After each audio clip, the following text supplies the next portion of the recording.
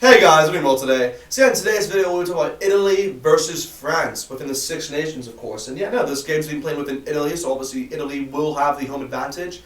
But you never know. Within this game, I think most people put them down as the underdog, you can say, within this game, particularly against France, who are very strong. And obviously they are one of the title challengers, you could say, for the Six Nations. And yeah, no, it's going to be an interesting match to watch. Obviously, with the game, like I said, being played within Italy.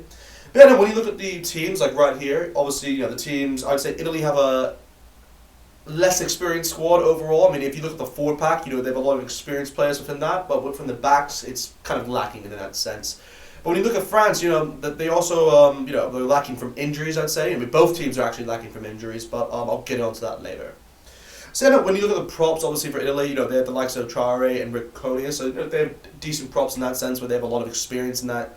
But when you actually look at France, I mean, France more or less, I wouldn't say they have their strongest props, I'd say, to put on. I mean, obviously they do have Bailey and Juarez, but it's more or less like where Bailey is the only one who I'd be like, okay, he's a decent prop. But without like Demba Bamba, I mean, he's just, I like him a lot. And they also, there's another prop I can't think of on the top of my head who isn't even playing as well. So they do lack a bit of, certainty, you could say, within that scrimmage. That might be an area which Italy might target, but we'll have to wait and see for that. But yeah, if I have to say who actually wins that, I might actually give it to Italy within that section, purely on the basis of experience, I'd say.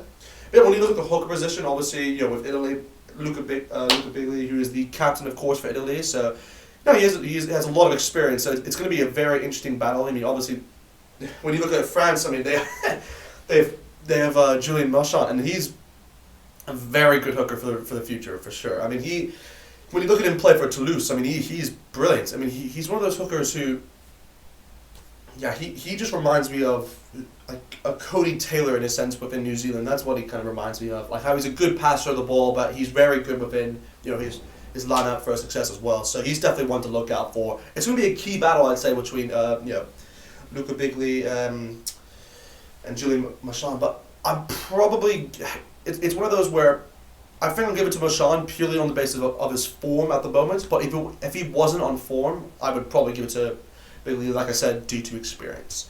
But yeah, when you look at the locks, obviously, for Italy, I'd say they have a decent lock in the sense, locks in the sense, but I wouldn't say it's their best they could have gone with. And if you look at Italy's locks, for example, like right here, and they do have Lazzaroni, but it's just.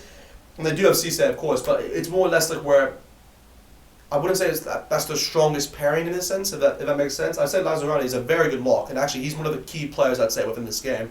And I'll go, obviously because he's highlighted in gold, but it's more or less where I think he needs a better partner, and Cisse is just, I wouldn't really say could have been the best option, but obviously they're lacking in injury, so I kind of understand that. But yeah, when you look at France, though, however, I mean, France have two very decent locks. I can't really say anything else. I mean, when you look at Williams and Leroux, I mean, they're just, they've been bossing it really for France, and especially within the automations, they were both very good. I mean, Williams, he played a bit of it, but he was very key in that sense, where I think both of them are very good locks, and it's one of these where I think France clearly wins that battle, but I do think that Lazzaroni for Italy has a good shot in actually trying to disrupt their line outs, and so we'll see what happens there. But with the scrum, with the loose forwards, I mean, obviously, like I said, Italy have a lot of experience within their forward packs. So when you look at their loose forwards, with Negri, Meyer, and Lamaro, it's more or less just another. Negri will help for sure. Obviously he's come back from injury, so that's a bonus, you could say, for Italy in this sense. But other than that, I really wouldn't say that they have. I wouldn't say they would. I wouldn't say they win the battle, essentially, I'd say, against France. I mean, when you look at France, I wouldn't say that they have their strongest loose forwards on, but they do have Charles Aurelian and Gregory Atrier, and both of them are insane. I mean, Charles Aurelian obviously is the captain of France, and he'll be captaining this match, of course, and he's been immense. I mean, even if you looked at the automations, he was brilliant to watch, and even, Gregory, he's just come back. To my knowledge, I do think he's just come back from injury, so that's another bonus you could say for France in that sense. But I'll admit, Dylan Sitchin, he's one of those who he has steadily improved over time, but it's one of those where I'm not sure.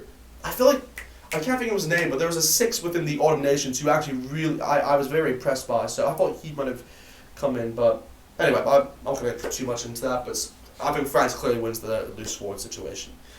So yeah, that's kind of it with the forwards. Now on with the backs. Obviously, when you look at the number 9 situation, I think it's kind of it's a good battle in a sense where you have Stephen Varney, obviously for Italy, where he's playing for Gloucester and he's done okay. I'm not going to say he's been insane within his forward, but he's done pretty good for them. But then you're comparing him to Dupont. I mean, Dupont is he's arguably the best scrum half within the world at the moment, and based on his form, obviously also for Toulouse, I mean, he's just been incredible to watch. So I don't think there's really a doubt in anyone's mind that Dupont really wins that key battle, and like I said, he's in goal as well. So he's one of those players who I think will make a key difference within this match if they were to win. But yeah, anyway, moving on to the 10 position. Obviously France don't have Roman Ntamack, and he's one of those players who will be out most likely for the whole Six Nations. So it's a big loss in the sense for France because that pairing of Dupont and Ntamack is a very good pairing, but. They do have Jalbert obviously in there, who he did pretty well obviously within the Autumn Nation, so it'll be good to see how he does within that system, and obviously against Italy that's a good opposition to start off it. Obviously Italy aren't the strongest of sides, but more or less it's a good contest for him in that sense for competing against Ntamack for that position for the future.